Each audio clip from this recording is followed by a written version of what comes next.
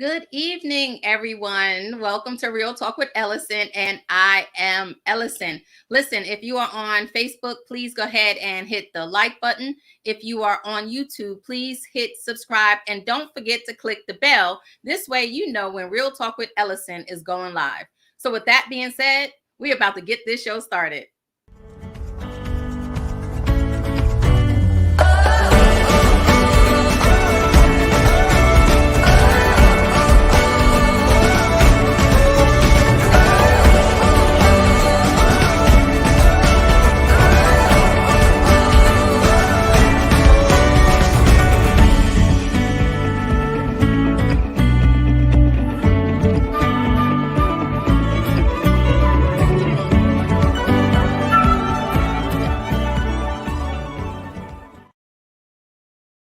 Hey everyone, welcome to Real Talk with Ellison, and I am Ellison. Listen, I'm so excited about this show because it is our year end show, right? We are going to review what you, the viewers, wanted to follow up on, and I am not doing it alone. I have my, what can I call her? My unofficial co-host. I have Miss J with me, my best friend, my sister, my ride or die. Hello. I'm happy to be back with you, Ellison, on Real Talk. As she said, unofficial co-host. Hopefully in the near future we make it official. We just gotta figure it out. Yes, Lord, y'all be praying for us in the new year. So, yes, listen, 2023 ends on 1, 2, 3, 1, 2, 3. Right. And I we didn't will even be think going, about that. yeah, right? 1, 2, Right. 3, 1, 2, 3. So yeah, it ends on that. But listen, we have the top 6 picks that everybody said they wanted to know more about, an update on. So we're not going to go ahead and prolong this any longer. We have some clips and then we're going to talk about the clips. So the first one, we're going to talk about It Still Hurts. And It Still Hurts, man, that was a 4 parts if I'm not mistaken. We talked about a lot on It Still Hurts. I mean, the ladies and even the men on there, they really were deep in sharing their emotions. So yeah, so the first part of It Still Hurts, we were talking to a panel of ladies, right, who Mhm. unfortunately were going through some trauma with PCOS, which is polycystic ovary syndrome. A couple of them had, and I think Quita, you had also the endometriosis. Right. So we talked about quite a bit. Right. There was one specific person that people wanted to follow up on. So let's go ahead and who's saying it, me or you? Let's go to the clip.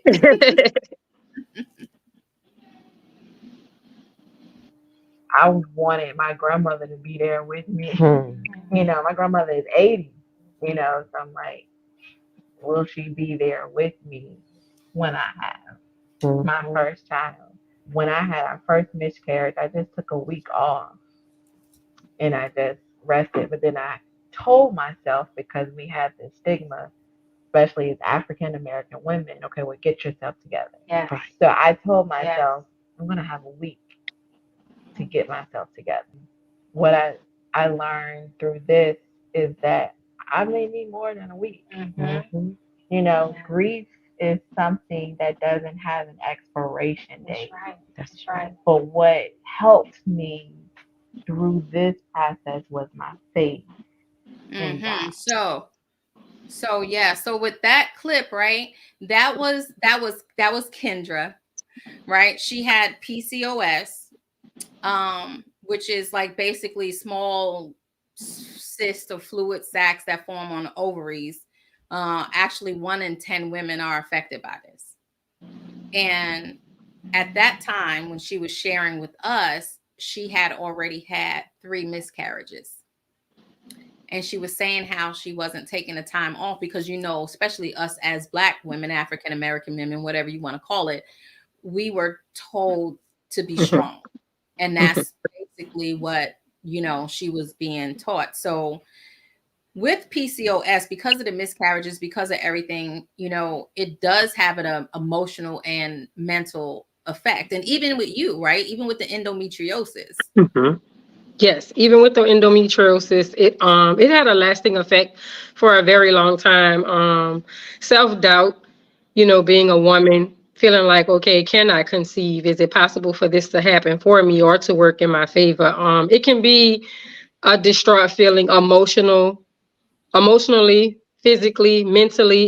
It tends to tear you down, and you question yourself, like, am I worthy enough to have a baby? Or can I Mm-hmm. conceive? Yeah. So, and again, we appreciated you guys sharing because so many women deal with this, but we doing it quietly. We're doing it behind closed doors. We're not sharing, but yet we're all sitting there hurting, right? So, like I said, she had 3 miscarriages. The doctor told her she was not going to be able to conceive Mhm. unless she had to get the assistance of the fertility doctor, Fertility. right? Mhm. So, you, the viewers, said, what is going on with her now? So, we want to give an update on Mhm. Kendra Berry, right? So, go ahead. Let's go ahead and give her update. This is Kendra. Yay. So Kendra is not with us today, but I am going to give her testimony because I am so super excited. So Mhm. Kendra, as you can see, is with a child. Yes, She's yes, having child. a baby. She is having a baby boy Yay. because God is just that good. And Yes, she did not go and get any fertility doctor. This is all Dr. Jesus. Amen. Dr. So Jesus yes, did it. her baby is due. Mhm. They're going to go ahead and take little Deucey. They're going to take him in the end of January. He Okay, is, oh my gosh, I get to see ultrasound pictures, all of that stuff. So great. her testimony is so important because again, doctors said no, right? So Mhm. we've got Dr. to hold Sedman. on to the faith, right? And and I want you to share a little bit about your story too, Quita, but we got to hold on to the faith, right? Because whose Yes. report are you going to receive when the doctors say you're not going to have any, right? Mhm. I don't have any. Yep, that's exactly right. That's true. For myself, I would say I was told that I had less than 40% chance because I had endometriosis, and it's somewhat of the same, but it's slightly different. But I had cysts that just developed all over my pelvic area, which decreased my chances of having a baby.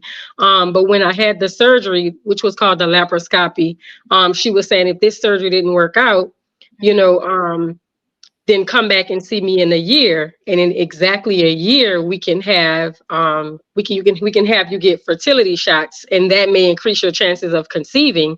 For me, I felt as if the devil was a lie because Yes. I wanted to have my child with my husband naturally. I wanted to be able to one day just conceive. So when she told me my Yes. chances were 40%, I said, you know what, 40% for me is still a lot, and I have that much faith of a mustard seed that God will work in my favor and we will have a baby. That's And right. to recap on the story, a year went by. I think I was maybe 2 weeks out from her wanting me to come back to the doctor. And in that moment, I had conceived. And so I didn't even have to return to the fertility clinic. So God is good. God is amazing. And we were able to conceive a child on our own, no fertility drugs or anything like that. And he's my blessing. He's our blessing, and his name is Yes. Jeremiah King Garrett, and he's our little king. So he's 14 years old, soon to be 15, and I'm just grateful. God is good. Yes, he is. So put So, that picture back up of Kendra because Kendra just joined us and she's mhm, saying how excited she is. And we are all excited for the Berry family. Like, God is good. Kendra, I don't know if you heard me sharing your testimony, but mhm, I know I'm not as excited as you. But yes, we are so excited. And yes, you, as well as Jaquita, like mhm, God is able, y'all. So whatever it is, whatever you struggling through, just keep the mhm, faith, right? yep, Jaquita, you said the faith of a mustard seed. yep, Kendra is a miracle right now. yes, A miracle. a And miracle listen, don't let nobody tell you God is not in a miracle making business. business. Yes, Amen. So yes, that is the one segment of It mhm, Still Hurts that you guys wanted to know mhm, an update on. So thank you yeah, for that, Kendra. and Thank you I for will. popping on. Go ahead, Quita. I, I will add this though. When when at the time when we had the baby, before we had him, I was told that one day you're gonna share your story, and I used to be real quiet. I said, in time, I'll share my story when it's time. And over the years of just watching our son grow, you become stronger mentally, emotionally, and physically. And you're excited to share your story because you don't know what the next person is experiencing in their life. And when they hear your story, it gives them faith that miracles do happen, Yes. and so I just wanted to share that you get stronger and you share your story, and you don't know, you touch a lot of people's lives. Kendra, congratulations to you again. You are going to be a testimony for the next woman that needs to hear your story, honey. Yes, yes, yes. So that was with Kendra. And you know the thing about it with you saying, Jay, that you was gonna share your testimony. There was the other lady, Candace, who was on that actually shared some of her story for the very first time. So when Hmm. I tell you it still hurts, that Yeah. segment right there was Hmm. touching so many. It was, Hmm. and I don't even think we even touched the surface of Nope. what was happening through that. So yeah, so Nope. we are super, super excited about that. Hmm. Yes. Amen. So I need you guys, listen, it still hurts. 1, 2, 3, and 4 to go back and watch it so you can see for yourself, right? And Yep. listen, get the tissue. Yep. Get the tissue for sure. Yes, get the tissue. So, amen. God is good, and we are super excited with that. The next one was people were asking about the show. What about the children? Because we had a young lady talking about, the school system, the effects of the school system um, on the show, and what we needed to do as a community to help. Right. So before we even get into the segment, I was thinking about that as I was seeing which ones the viewers liked, right? I was looking at Mhm. that and I was looking at all the stuff that had transpired since the show. We know that Florida has taken some stuff out of schools. They have banned certain books out of schools. So, with that segment is did things change? So let's see what she said before I keep going. It still takes a village because we have neighbors, and again, if we're in churches, then we have those children in schools. So it takes all of us, regardless if we have birthed them or not.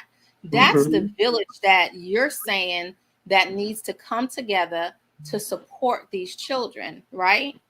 For sure, for sure. And I think that what we have is our unique experiences, So even if they are, birth children or not, different people have been in different educational environments, maybe lived different places, geographically. And so it's about this collective experience that we can really bring and share and Mhm. really help to, cultivate an environment that supports the children. So yeah, definitely the village. We all have something to contribute.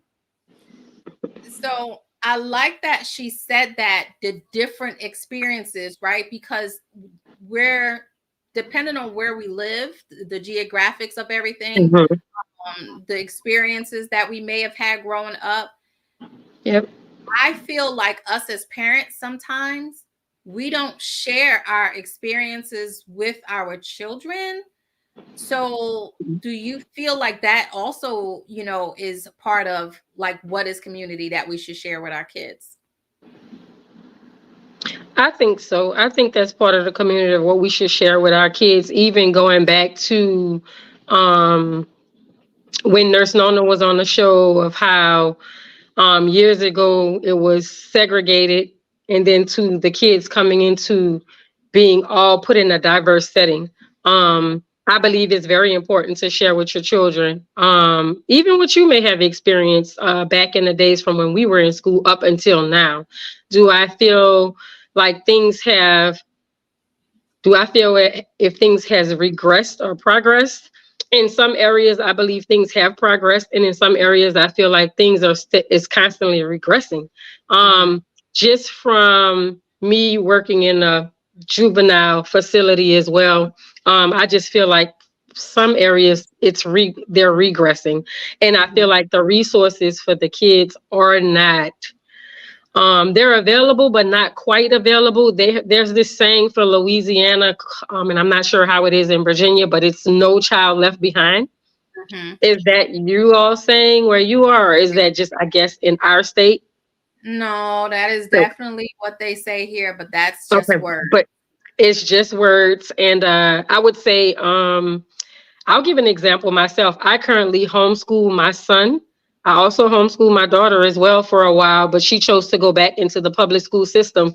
And I'll tell you this, once she transferred back into the public school system, she was not as fond of it. And she Mhm. had wished that she had remained homeschool, due to the different opportunities and resources that the homeschool provided and didn't provide to her in the public school system. I'll share my story. When my son was in the fourth grade, Mhm. yeah, he was in the fourth grade, and he had an experience where he felt as if he wasn't quite grasping the math problem the way Oh. that some of the other students were in the class, which is Mhm. predominantly white. In St. Tammany Parish is more of black, it's more whites than black. So in the class, he raised his hand, and I always told him, if you don't understand, always ask the question again. Right. So he raised his hand, and when he raised his hand, the teacher informed him, what seems to be the problem? I just went through, wrote the problem on the board. I don't understand what you're not getting. And in that Wow. moment, it shunted Jeremiah, and he started to decline in that particular class. And I didn't understand why, where he was average in the actual class. And he told me that I was embarrassed when I raised my hand to ask her the question. And her response to me was embarrassing. And I felt like she embarrassed me in front of my friends. So now I choose to just sit. So I Mm. went to the school and I had a conversation, and it wasn't the only incident, it was a few. When they Right. started putting Chromebooks into the school system, Yeah. Oh I yeah. feel as though, in my opinion, it made teachers lazy. It's just my opinion, because they went from explaining it in depth, breaking stuff Yeah. down to help kids understand, Yeah. to here's a Chromebook, go home and learn it on your own. And I Right. felt that my child was suffering, and I felt like they weren't helping him in the moment.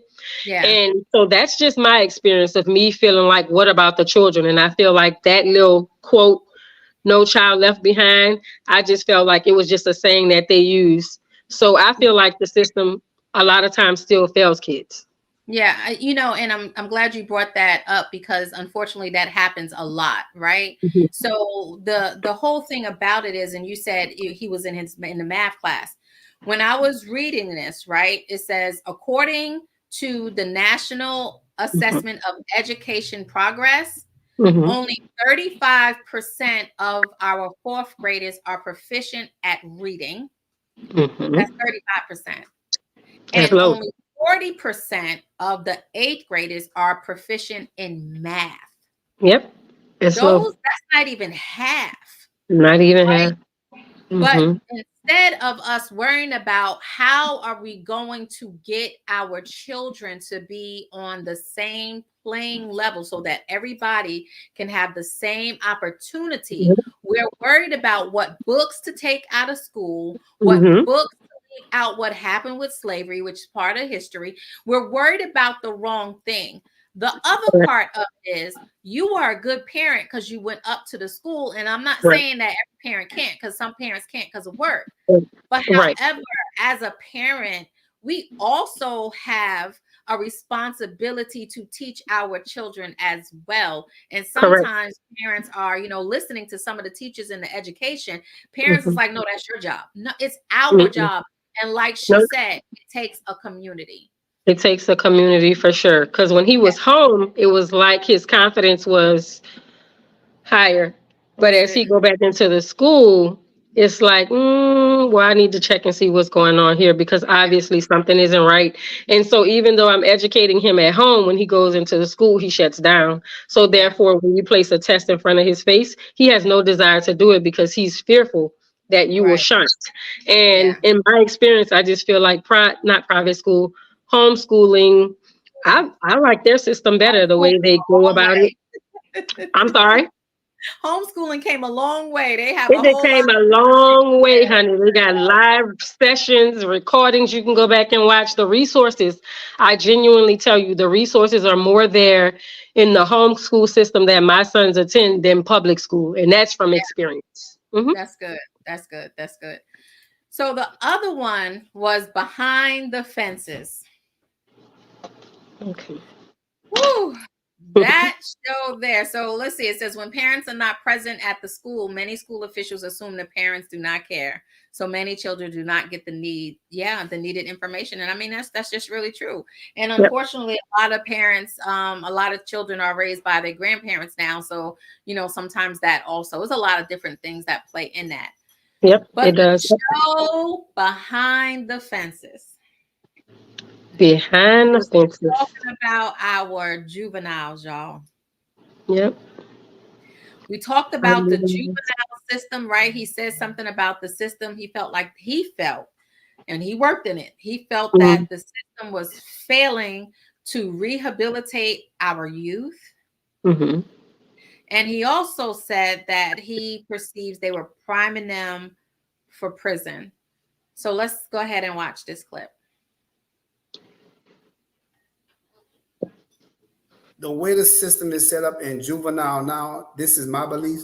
I believe the juvenile system are setting them up for the adult system. Oh, wait, hold on. Let me process Yep. that. So the system, what I'm hearing you to say is the system is kind of grooming them? That is my belief, yes, ma'am. Because when you look at juvenile systems today, even though they are teaching them, well, they're supposed to have schools and other alternatives for them guys to do, right? Mm-hmm. But at the same time, there's really no discipline in the juvenile system for the kids besides lock you up, put you in this room, and more or less a timeout. These kids aren't warrant a timeout. They warrant some stricter type of discipline. Talked about this a little bit. The chastisement needs to start at home, but there's so many rules, government rules or regulations of what you can't do, with your children anymore. So that kind of segues right into what you're saying. So we can't chastise our kids anymore. Schools can't pray with them anymore. Like what can we do with these kids instead of let them just be?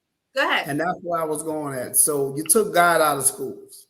When we came up, you said prayer, you said the Pledge of Allegiance, and you moved on, right? For your day. Yeah. Kid mess up, you whip their behind. Today, if I scold my kid and grab him by the arm in Walmart, I'm going to jail. Yeah. Now when my kid is in the street doing what he's doing, because I'm in jail because of what I did, the judge is saying, okay, well, now we're going to put him in a foster home. So what that leads to, that kid doing what he's doing, and now we have a problem. Then he get in the juvenile system, and then from the juvenile system, we preparing him to move forward. My God. Into the prison system. Woo. So before we jump onto that, let me answer this question, right? Because I think this is important. The question was, are there any disadvantages to homeschool? And although I didn't homeschool my children, I'm going to talk from quite a few people that I do, including you, Jaquita. Mm-hmm. So the organization, the ones that I know homeschool, they're in, I don't know what you call it, maybe a cluster, but there's several families, right? So somebody may be proficient in English and math, and different things like that. So where the disadvantages used to be, they didn't have much of the social interaction and stuff. Right. Now that's not even a disadvantage because of the community, they are with several other kids. They are allowed to play in the sports, and they can do, so they are basically doing everything the school is, except getting a better education because the curriculum is different, and we can actually not worry about 25 to 30 kids in the classroom. We can focus on maybe our 6 to 10. Right. So that's true. For Jeremiah, it's done on an individual basis. It's kind of like he does it independently. He has a curriculum that he follows, and he has teachers that are available for every subject through live. And so they do have regular classroom meetings and sessions where they meet. Like, he has a schedule that he has to follow, and he follows a certain curriculum. So mine's it's more than one type of homeschool, but the homeschool that Jeremiah currently attends, it's already set up. It's a curriculum-based setup, whereas some homeschools, they bring together kids in the community, and for them, the teacher makes up her curriculum. But with his, he follows a curriculum that's based K through 12. And so that's the curriculum that he has to follow and deadlines that he has to meet with his. But to answer your question, I think some disadvantages I noticed too. My neighbor across the street, her kids homeschool. She does take them out into the community and they go on field trips with other kids. One of her daughters has a little bit of anxiety, so she was saying she wanted to try school, but she found herself isolating and could not adapt to going into a world of being social with other kids. With Jeremiah, I'm a social butterfly. Girl, So please, that don't have nothing to do with homeschool. They he just like has that. he has a socialness about himself. And he's ready to go back into public school. And I think for him, I think he'll adapt just fine. So some of it, I do think it has its kinds, but for the most part, I agree with Ellison. It's totally different now from how it was back in the day. Yes, But yeah. ma'am. Sure is. It sure is. So y'all heard what Sarge said about behind the fences. Ooh, right. So is it getting better? So when I did my research, of course, no. I don't know how else to say it, right? So no, because I read while some of them, not all of them, but some of the juvenile detentions, abuse even happens in there as well, right? Illegal abuse at that, and this is at the hands of some of the guards either in some of these facilities. So they're in a home probably where some things are happening. Now they go into a juvenile detention center. God forbid if they was innocent and they went in here because they was at the wrong place on the wrong time. Now they're subjected to this kind of abuse, which could be harassment and mistreatment from the guards, sexual victimization, sexual abuse, physical abuse, punishments. Quita, talk to that. I mean, it's a lot. You was in this. Yes, I was not in juvenile, but you worked. Yes. Definitely not inmate, but yes, I was definitely a guard. I did it for a few years. It was a great experience. Is it something I would go back to? No. But I will say I agree with Ellison. In my opinion, I feel as though some things have not changed. I do kind of want to start here. So let's say you have kids who have issues at home and then they go to school and it becomes an issue at school, right? So then what they do is they detach and remove the kid that sometimes has the issues, the behavioral side, instead of getting them the resources. And it depends on what parish you're in. In the state of Louisiana, we have parishes. We don't have counties. I think we're the only one that has parishes. So it's called parishes. So a lot of times it depends on the parish you live in. It's all politics and government. So let's say New Orleans is a parish where I grew up and where I'm from. Now I currently reside in St. Tammany Parish. Or if you compare the two, St. Tammany Parish has much more money, a lot more money than Orleans Parish. So the poverty mark is totally different. So in this parish, the facility looks totally different from Orleans Parish facility, which I think is unfair, but that's where we are. And if you start with taking the kid from the home to the school, they put them in something called, I can't think of what it's called, but it's a school they put the kids in and they remove them out of a regular classroom setting. Once they place them in that setting, I'm sorry. I was going to say here they have a school called Turlington, and It's labeled all the bad kids go there. Alternative, that's it. Yes, They call it yep. alternative. So what happens is you're placing that kid from a regular classroom setting. Their home is already in shambles. You place them in that setting, and then in that setting, alternative, they dress them in the same uniform. I kid you not. It's like black and white. They put them in a Oh wow, uniform, make them wear certain boots. This is in Louisiana. They make them wear wow. certain boots. They put them on a bus. They travel to that location. They're trying to get them to be able to, I guess, decrease the behaviors. But in that setting, I feel like you make them walk down the hall to the left side. Everybody have to look forward. To Oh, me, that reminds me of setting him up for yeah, prison. So like you to said. me, and then once they go into that alternative school, they act up even more, and then they put them in a juvenile facility. Well, all you're Wow. doing is just setting them up to set the next step of being incarcerated.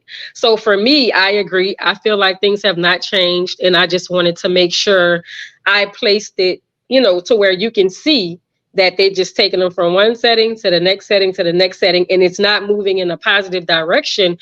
You're Right. just imprisoning their minds, to me, is what's going on.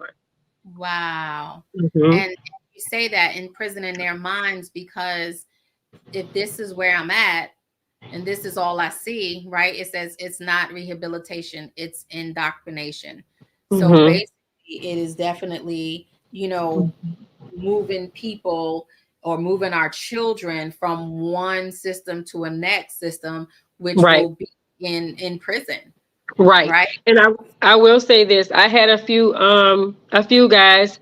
The facility I was working at, which was St. Tammany Parish, and you compare it to the other parishes, it was more organized, I will say. They had more available resources. But even with some of the resources, some of the kids are just in a position where I've seen some go from the juvenile facility. They will go back out on the street with no rehabilitation. And then you'll see their picture pop up on the news that they're in jail for a drive-by shooting or he committed 2 murders. I've seen that in the last few years from when I worked in the facility to Yeah. now going into shifting into mental health. I can tell you, yeah, I know at least 6 guys that was probably 16 to 17 that are now currently about to do life in prison. Oh Jesus! And Hmm. this is where our young men and young ladies now. Yep. Before you see all boys, now you'd be like, oh man, girls too. Yep. So we have got to do better as a community. And going back to even what about the children? Hmm. It all starts there, Including. right? And it starts Hmm. there, and it does start in the home because if you see your child is having an anger issue and they're Hmm. throwing stuff and doing all this other stuff like that, then Hmm. we need to get this child some help to put these emotions in place because Right. displaced emotions lead to anger and all this other stuff. And then this is what we have going on. So the Correct. alternative schools, I'm not a big fan of those because again, you're putting all the same kind of individuals in this Yep. one school and expecting to just jiggle it around, throw it up, and they come out great. No, Yep. that's not how it's gonna work. So Yep. no, It's true. unfortunately, that's not getting any better. Hmm. Yep. So the other one was intergenerational impact of slavery. That was the other one that viewers wanted to know because people did not understand how, slavery can pass on through generations. Or the symptoms, that's what's passing down, the symptoms of slavery, which is, trauma. It's trauma Right. is basically called generational trauma. That's Right. what's being passed down through slavery, right? And the mere fact that this is happening and they only when I say they, I mean the census only identifies that as the people that went through the Holocaust and as well as Native Americans. Unfortunately, the effects of African slavery on the African American culture has been tragically ignored. They are ignoring what slavery has done to the African American community. So, has it gotten any better? Well, I don't know. Let's find out what the clip says, Quita. This was you. Oh goodness. Right. But I learned, you guys hashtag learned helplessness. Like, Learned helplessness. so if I learned helplessness and you telling me to get up out of here, but not providing no resources, it's going to be difficult. Because it's like you said to me a minute ago, it's easier said than done. Some people may not have the tools or the resources to get out of a particular environment that they may be stuck in. Some people may have an out, but they're so deep into their own minds, their cognitive thoughts, that they can't come out of it when they really actually may possibly have a way out of it. I call it developmental arrest. Well, developmental arrest, learned helplessness, mental bondage, whatever words you want to use, these people that learn this behavior, it's almost like they're frustrated, right? And then they stop because of the frustration. They stop trying to change their circumstances because I'm stuck here in, what did you call it? The what? Developmental arrest. Developmental arrest, mental bondage, learned helplessness. I ain't getting out of this situation. No room to grow. And see, you're instilling that in your brain. So at the same time, it's like, where is growth? If you're allowing yourself to be stagnated in a certain situation. Positive self-talk. Sometimes you have to talk yourself out of certain situations. Like if you keep saying, I can't, then that becomes a part of you. Or it becomes like, like in the slavery days, they would tell them, hey, you're not nothing. You're never going to be nothing. This is it for you. You know, so that's a part of it as well. And at that point, some people within their minds is like, okay, this is where I am. I'm stuck here. This is what my life is meant to be. Yes. Ooh. Ooh, child. Are we okay? Did we progress? You know what? Let me see. I'll say possibly we're learning to get there. I'll give an example with you being in the mental health field and therapy and me being a counselor. I feel like more people are starting to come to the forefront more now, just being more open about needing services or needing therapy. So I would say that it's a progress. So is it a struggle? Yes. And so I would say no struggle, no progress. But I feel like now there's starting to be a small progress that's shifting in a positive direction. So maybe a little bit. I can't honestly say yes or no. I think it depends on what you feed yourself, right? So if you look at the news, no, because all you see is effects of generational trauma, right?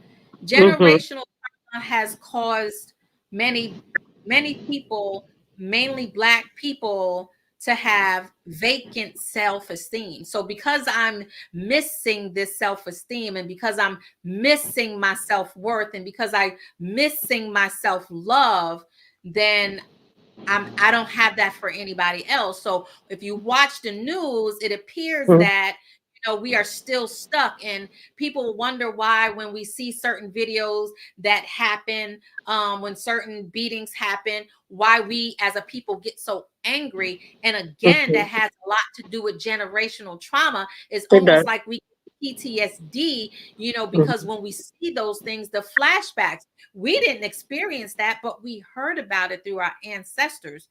So you go over to the more educated side, and if you look up different things about colleges and stuff like that, and you look at the Black doctors, then you can see that, we have the growth. You can see the self-esteem.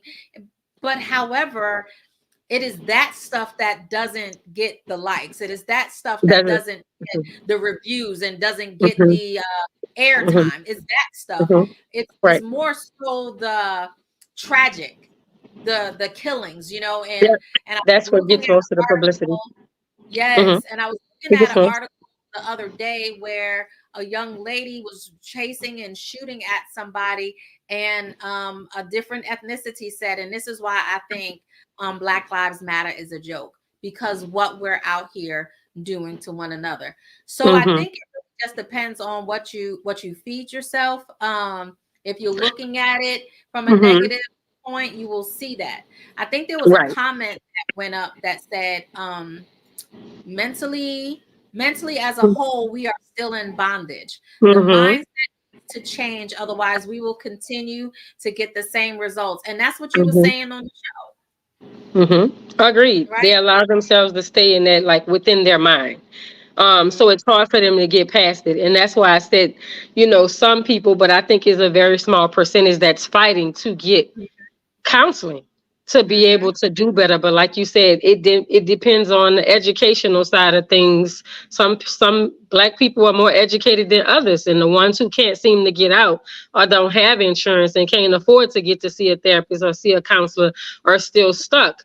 I was explaining to you earlier before the show, I was telling Ellison about how I see very little progress, but I also know that slavery, we are still impacted by slavery. I was telling a statistic that my husband and I were talking, and he said that it was a well-known credit union that's well known all over the United States that bring in a lot of money, and Black people use them as a credit union. And he read the article, and it said that 70% of African Americans are denied an application for a home loan, and only 30% of Caucasians are denied. And that's like a total flip, Right. So with the same income, education, the same background, just the color of their skin, when they went back and pulled the applications, they're like, okay, what happened that this individual was denied and this person wasn't denied? And the only thing, or the main thing, that they found out within the source was that the African American checkbox. Right. So yeah, well, it's here. It's still here. Yes, ma'am. It is definitely there. And she ain't gonna say no names, and I'm not either, but a lot of military use them, and I'm gonna leave it at that. Every day. Every day. And look, I'm not trying to be funny. When I heard that, I was like, what? Should I? I'm with them too. I'm so guilty, but I'm guilty for not knowing, the ignorance of it, or not knowing. But so that's funny that you said that, because it's really not, and sometimes that is the part of it. We're ignorant to it because we don't research. But who goes out and research? See the statistics. You know what I'm saying? But we have to do our homework. We have to do our homework. Credit union, go look for it. Yes. So listen, this next clip, this young man, right? Oh, I just love him. But this young man had touched everybody's heart, right? And he was telling us he was actually giving us a view of what trauma looked like through his lens. So listen, guys, I challenge y'all to go back and look at some of these Real Talk shows, because they were good. So we was able to see what trauma looked like from his lens, starting at a young age, right? He also talked about, and he's young, so y'all got to go see that one. It was like processing emotions through trauma. So he was saying how important it is for men, to have a community of their own and to feel safe, so that they can process the things that they're going through, and that they can also, have someone to talk to. And, so it's like, well, have things changed? So we'll talk about that after this clip. You up daily, different things like that, but share your viewpoint of what you feel bullying was to you. I would probably have to frame it in a different way. Bullying is the little things sometimes. It's the little side remarks. It is the being excluded for certain reasons. It's the being looked at and being held to a certain standard because of certain reasons. Like, I didn't play football until junior high. I tended to be in my books. I tended to want to play in the band, which was still something that was still relevant. But since I was missing the societal aspect of playing sports or doing certain activities all the time, I was looked at like I was more feminine. Right. Just because I was able to be in their space without really carrying myself a certain way. Hmm. It's always for what makes you unique, is never for what makes you similar. Yeah. Wow. I like that statement. It's just the things that like I realized like it was always because it was something unique about me. I love Yeah. books, I love drawing, I loved music, I loved certain TV shows. It was never like, oh, we wear the same clothes. Oh, we wear the same shoes, but my shoes are newer than yours. It was always little stuff that really hit deep because it was intentional and it was personal. Hmm. Yeah. Yes, so that was Daryl, right? And so he was, dropping some really good bombs on that show. I challenge you guys to go back. Mhm. I think there was something that I wanted to address before we jumped on to Daryl, right? Mhm. Because I wanted to just pull up this comment real quick. It said the baby boomers receive corporate punishment in being paddled on the behind.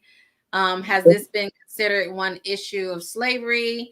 I don't know if that was an issue of slavery being paddled on the behind. I wish all I got was paddled on the behind, but that's a whole nother story, right? But yes, spanking, and this nowadays they have what's called gentle parenting, where you talk to your kids 1,001 times. I would have been looking for my teeth, but I think it's really a healthy Yeah. balance. It's a healthy balance, and every child doesn't need to be spanked. Like my oldest, Agreed. I could look at her sideways and she start crying. But my son, I had to snatch him up a few times. So, it is what it is. And I know back in some of the southern countries, well, counties, my husband, where he was from, they would get paddled. No, that wasn't happening in New York. So, yeah, so that was our answer to that. But Daryl. So, has things changed? Well, men are still not talking because according Nope. to statistics, yearly,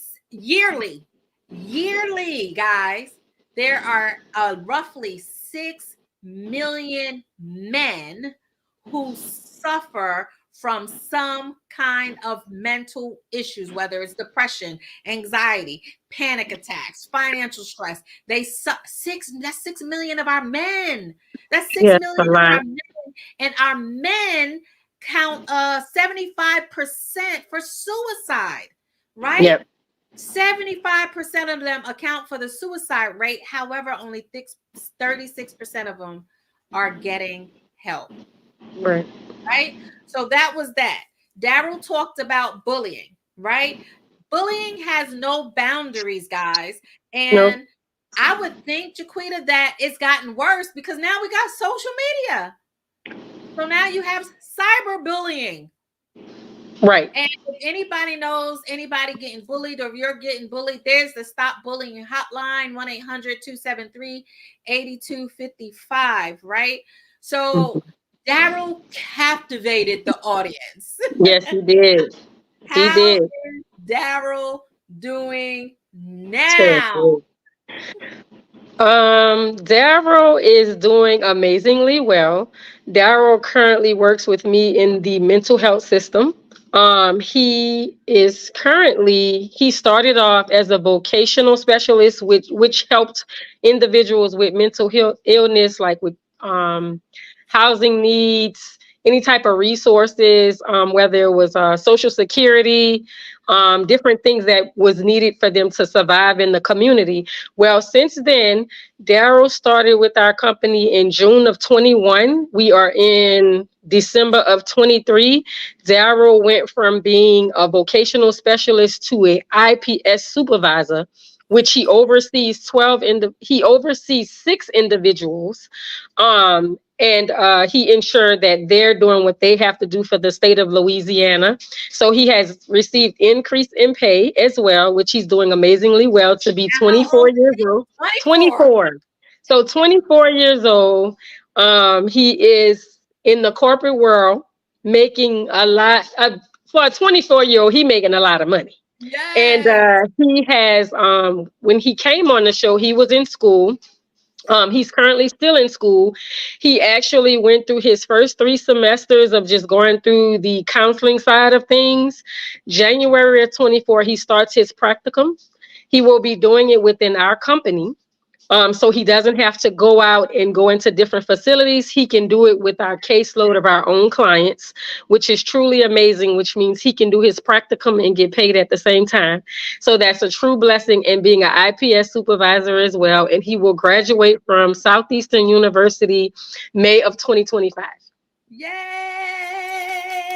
Daryl. Yes, yes, yes, yes, yes, yes. It says, I remember this young man, tremendous attitude and wonderful spirit. Yes, he did. He was 23 at that time, telling the men, like, listen, y'all need a community, y'all need a safe place, y'all need to tell y'all emotions. I was like, go ahead, young Daryl. Yeah, he is doing amazingly well. God is good. Amen. Yes, God is. And the last show that you guys were really interested in was another young person, right? And that show was entitled the next generation of leaders. Right? That is our next one. The next generation of leaders. We talked about leadership links in it. Leadership links basically is more than just a mentoring program, right? What their mission actually is to provide leadership that facilitates the impact of like living their character, their spiritual development. So it's not just your average mentor program. What they are doing is mentoring across generations. And that's something like we were talking about back in when we said that what about the children? There is a program called Leadership Links. Y'all need to go back and look at this show too, right? And they start with young ladies, is for ages 6 in the 6th grade and up. So leadership links means love, inspiration, network, knowledge, and service. So with that being said, we're going to go ahead and watch this next clip. Welcome, Genesis. How are you? I'm great. I'm happy to be here. I am so excited that you are here. Tell us a little bit about yourself. Well, I am an 11th grader. I attend Nason River High School. I'm also part of an organization called Leadership Links. They're a mentorship organization. I've been a part of it for 5 years now. And through Leadership Links, I've been able to do a lot of leadership opportunities. It's helped me cultivate myself as a leader, and just my other strengths really just helped me develop into being a better me. Oh, amen. Thank you so much for sharing. And we also have Miss Matrice Williamson. Welcome, Miss Matrice. Hi. Hello. Hello. Tell us a little bit about yourself, Matrice. Yes, ma'am. My name is Matrice Williamson, and I am one of the Leadership Links ambassadors. I'm a parent ambassador. I've been a part of Leadership Links since its inception in different roles. Okay, so I think it's okay. It's coming. It's coming. I was like, oh no, what happened? There it goes. Sorry, guys. Technical difficulty. How you can support your Youth Links leader when they join the organization. Specifically the links, because it means something. So what does the links and Leadership Links mean? So Ms. Jess is real good at this, so I'm gonna let her take that one. Yeah, so straight from the jump of being a part of Leadership Links, our core values, which is what the links stand for, is one of the first things you absolutely have to know. And so the links is an acronym, and it stands for love, inspiration, network, knowledge, and service. And so those core values are kind of what we try to instill in each of our Young Links leaders each and every day, every program, every get-together event. We try and focus on those. And so we as the young Links leaders, we can apply those in our life. Okay. I have no idea, guys. Sorry about the technical difficulties. So we're going to go ahead and just let that one go. But Leadership Links, listen, Genesis shared with us all about this mentoring program and what they do as far as helping these young women build, character, build what you call, I guess, networking, So Genesis, she shared, that through Leadership Links, she had a lot of different opportunities through this program that she might not have had in a normal, just a everyday going to school. And that's like what we were sharing. Like, we have to make sure that we get this information out so that our young children can have an opportunity to grow and be, more than nothing wrong with cosmetology, y'all, because I did it for 13 years, but more than a cosmetologist, more than a barber, more than a this, that's fine. That's great. Be your own entrepreneur, do all of those things. But, that was 8 months ago. People wanted to know what is going on with Genesis now. Listen, y'all, right? I love her. She's special. She's special to me, right? So her and I, we used to go and we used to read together and different things like that. She's really special to me. So at that time, Genesis was the vice president of the Youth Leadership Committee. Now she is president. That's what I'm saying. Moving on up. She is president, right? And so they elected her to be president over the summer, and she has been leading a team where they are also planning, different fundraisers in the community, different service events. So I think if you go on Leadership Links, .inc, that you can get more information about Leadership Links, especially if you have a young lady. Genesis is now a senior. She's been accepted to 3 colleges, y'all, right? So hold on. We got a little bit something else that we want to show. So my career aspiration is that I want to be a mission specialist astronaut. And one of my mentors whom I met. Wait.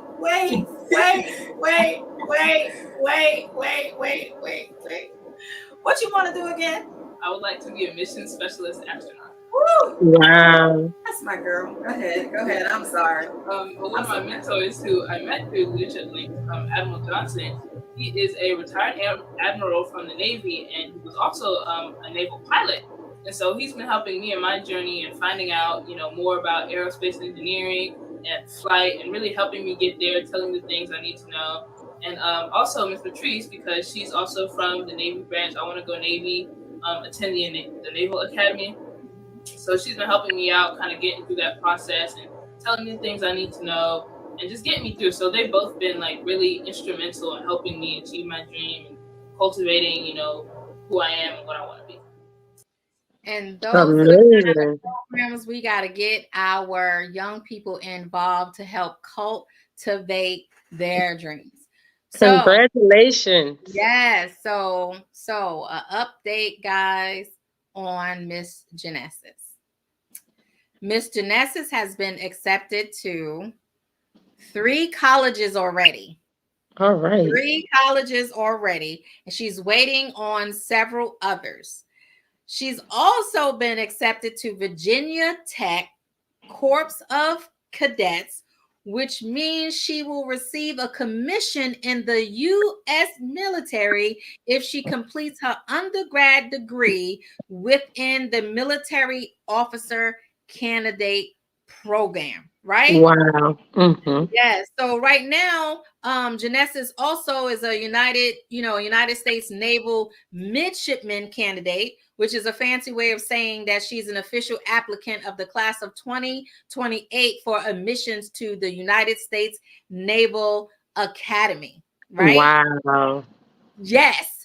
Genesis has also been interviewed by our Congresswoman Jen Kiggins and our Senator Timothy Kane, right? So Genesis is doing big things. And like she said, through Leadership Links, it's helped her get in contact with some of, the senators and some of, like she said, the admirals that she probably would not have. She's smart on her own, but Leadership Links is just giving that avenue that we need to give our children, right?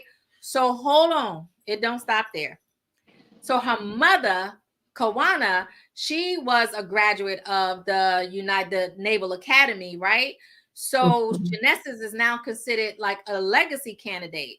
So her and her mother could make history as one of the first Black female graduates, mother-daughter duos of Oh, the wow. United States Naval Academy. I mean, she is doing it. She is That's doing it. Y'all amazing. heard what yes, you heard what she said her major was. So I she heard. changed it a little bit to physics instead of aerospace engineer, because as an astrophysicist, she can still pursue her desires, right?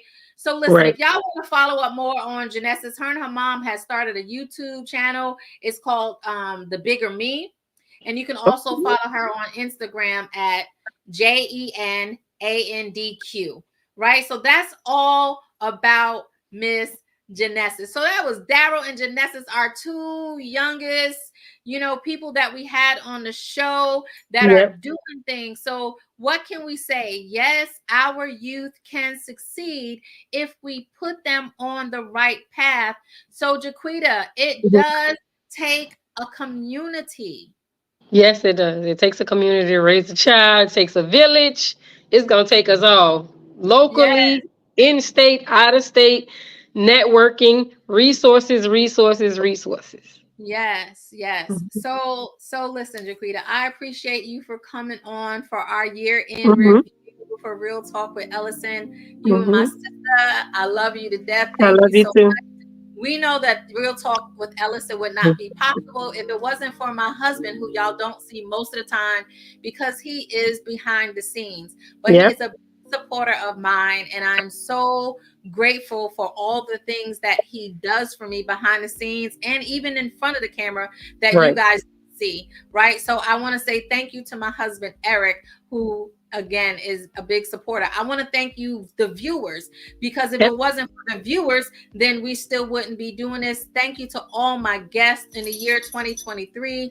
I just appreciate each and every one. And thank God most of all for giving me the strength, for giving me this vision, for giving me beautiful people like my girl Jaquita and my husband to support me through this and ready to jump in at any given moment when things are not good. I love you guys. Viewers, I love y'all. Happy New Year. I will see y'all in year 2024. Thank you so much for watching Real Talk with Ellison. Don't forget to go back and watch the show. Love you guys. Mwah. Bye. Bye. See you in 24. More.